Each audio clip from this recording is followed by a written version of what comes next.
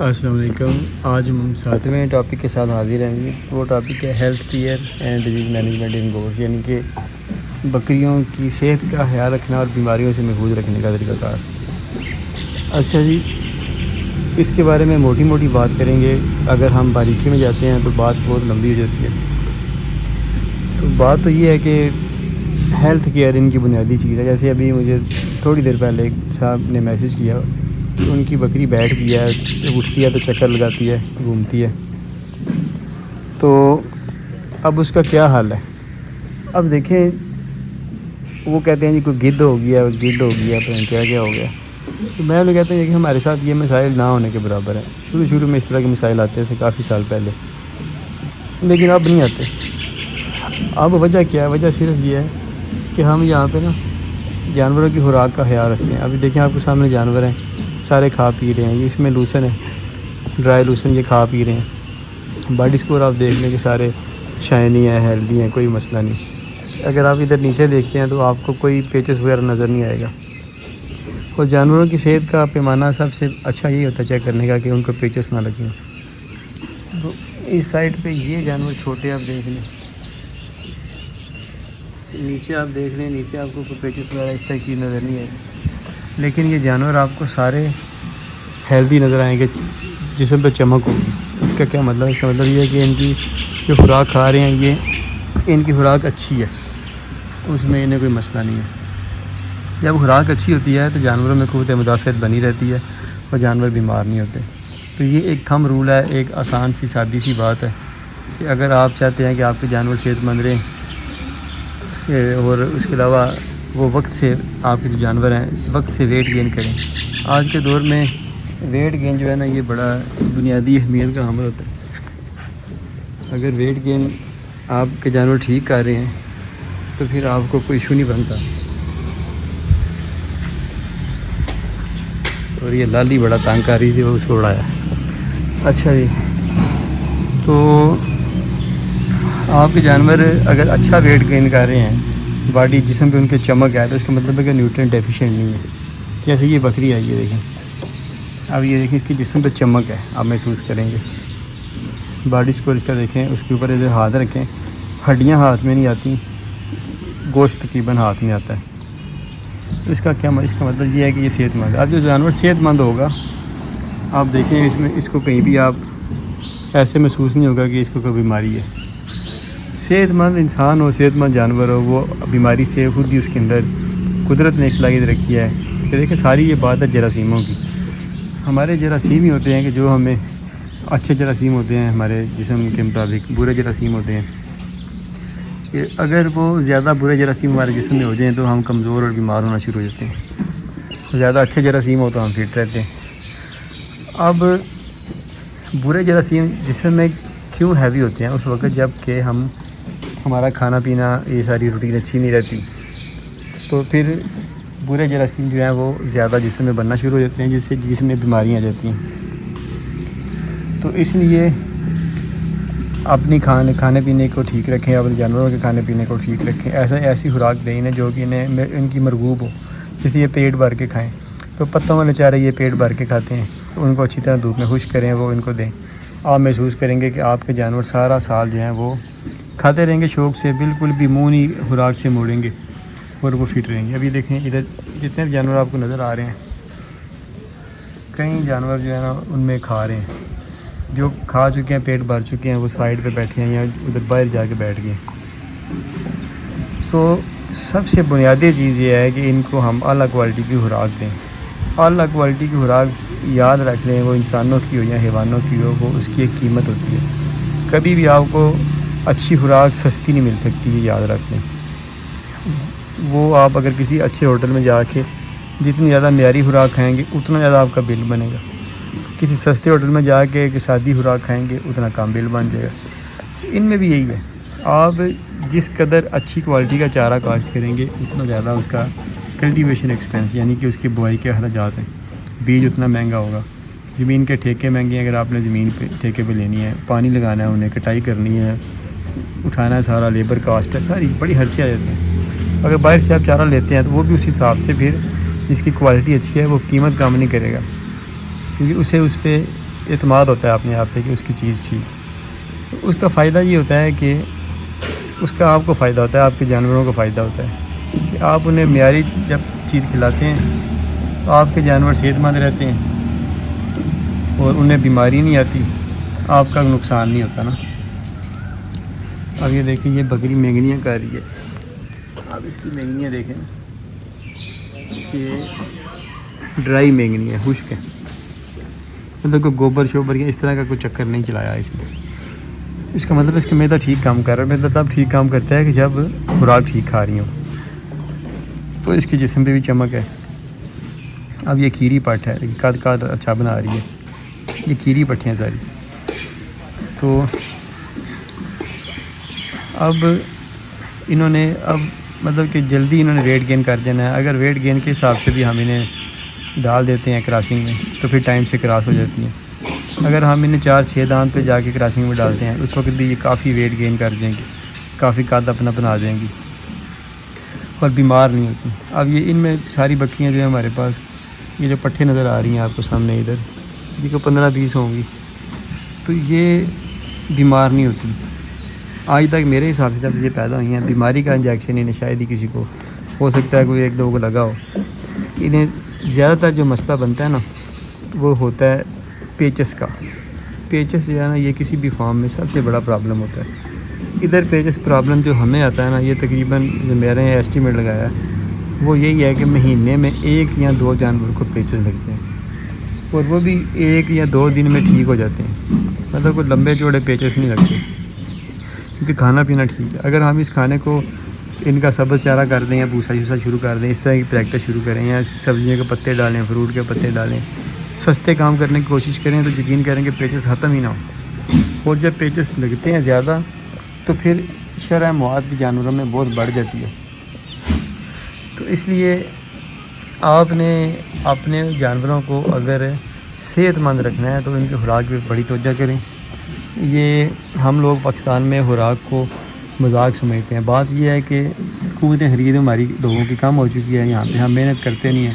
ہر دوسرے بندے کا یہ ذہن ہے کہ پاکستان سے بھاگ جانا, یہاں پہ کچھ نہیں. جب یہ ذہن بنتا ہے تو پھر وہ کام کرنا چھوڑ دیتا ہے. یہ کام نہیں کرتا تو وہ اپنے آپ پہ پھر غریب کا ٹھپا لگوا لیتا ہے, وہ مظلوم بن جاتا ہے. ہر ایک کو کہتا ہے میں غریب ہوں, کرتا ہے کچھ نہیں.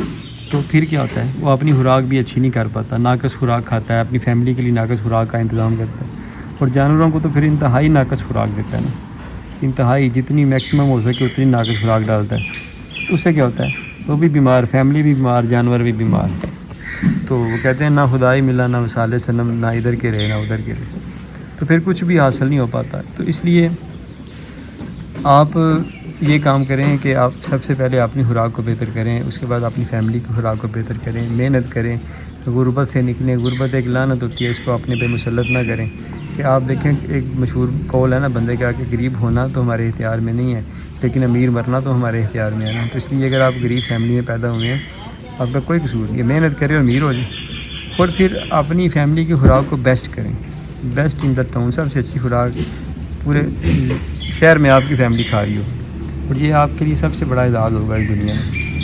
اس کے بعد دوسرے نمبر پہ آپ کی جو جانور ہیں یہ سب سے اچھی خوراک کھا رہے ہوں, یہ آپ کے لیے ریوارڈ ہوگا اس دنیا میں. دوسرا کہ جانور بھی خوش اور آپ بھی خوش.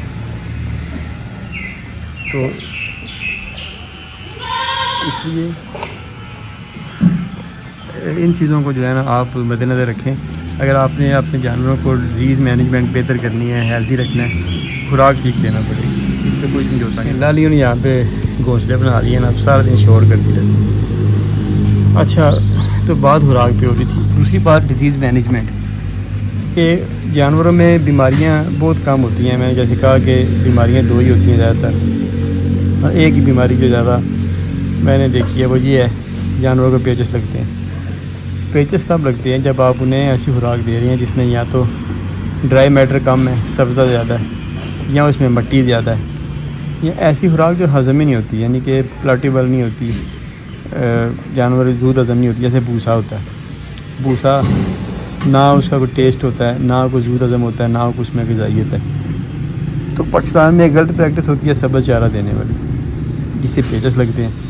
پہلے تو یہ غلط پریکٹس کرتے ہیں ہم. اس کے بعد کسی نے کہا جی اس میں بھوسا ڈال دے تو چارہ تھوڑا سا نا سبز نہیں رہے گا. اب دوسری غلط پریکٹس شروع کر دی ہے, بھوسے میں افادیت نہیں.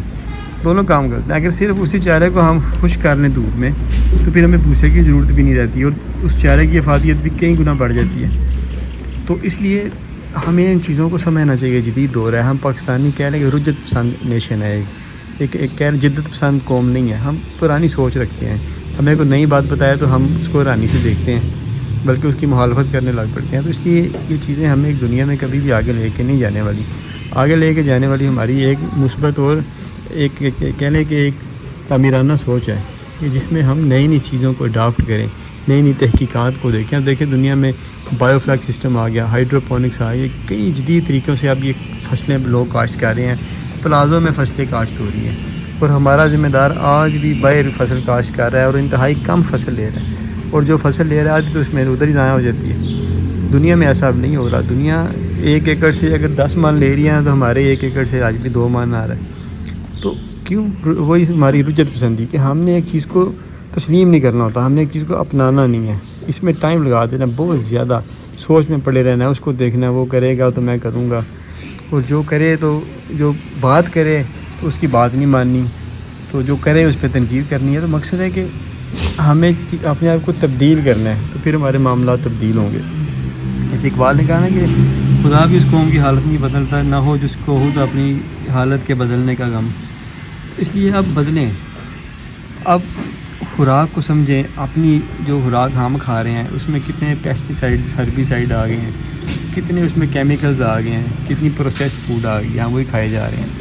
ہمیں اس کو آرگینک کرنا پڑے گا. آرگینک کیسے ہو سکتا ہے؟ سبزیاں گھر میں لگانا شروع کر دیں, تھوڑے چھوٹے چھوٹے ایسے کام کریں, مرغیاں رکھ لیں گھر میں, پتھے رکھ لیں, خرگوش پال لیں, مطلب جن سے ہم آرگینک ہو سکتے ہیں, جس سے ہماری فیملی کی صحت اچھی ہو سکتی ہے. جانوروں کا بھی یہی ہے, اچھی خوراک دیں, صحت ان کی برقرار رکھیں تو یقین کریں کہ بیماریاں ان میں آئیں گی نہیں. اچھا جو بیماریاں آتی ہیں ان میں وہ پیچس, میں نے کہا پیچس کیوں آتے ہیں؟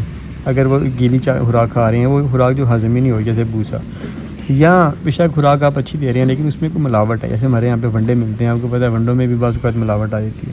اس کے علاوہ لوسن اگر ہم خریدتے ہیں یا کوئی خشک چارہ خریدتے ہیں تو اس میں بٹی بھی ہوتی ہے کافی, تو اس میں بھی ملاوٹ آ سکتی ہے. تو اس لیے خریداری کرتے وقت ان چیزوں کا 100% خیال رکھیں کہ آپ جو خوراک جانور کو دے رہے ہیں وہ پیور ہو, خالص ہو, اس میں کسی قسم کی ملاوٹ نہ ہو.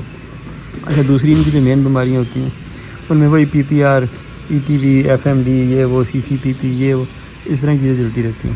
تو اس کے لیے ویکسینز آتی ہیں, گورنمنٹ ویکسین پاکستان میں بناتی ہے, لیکن اس پہ کوئی بھروسہ نہیں ہے. پاکستان میں ہمارے یہاں پہ ایک ڈاکٹر صاحب آئے, کافی پرانی بات ہو گئی ہے, وہ ویکسین ڈپارٹمنٹ میں تھے, کہتے ہیں میں نے اس لیے چھوڑ دیا کہ ویکسین تو ہوتی نہیں, سارا پانی ہوتا ہے اور وہ اربوں روپے کا پانی جو ہے نا وہ جانوروں کو جا کے لگاتے ہیں. مطلب گورنمنٹ سیکٹر میں آپ کو پتہ ہے کس قدر کرپشن چلتی ہے پاکستان میں. تو اس لیے گورنمنٹ سیکٹر کی ویکسین پہ تو اعتماد نہیں کیا جا سکتا. ہاں اگر آپ کو کوئی تسلی دیتا ہے کہ بڑی اچھی ویکسین ہے اور اس کا کولڈ چین مینٹین ہے تو آپ لگوا لیں, منع تو بالکل نہیں کر رہے, لیکن آپ کو بتا رہے ہیں کہ اس میں احتیاط کریں. دوسری بات یہ ہے امپورٹڈ ویکسین جو ہے نا آپ پتہ کر لیں اپنے کسی بھی قریبی امپورٹر سے, کسی اچھی شاپ سے, وہ امپورٹر کا نمبر اس سے لے لیں.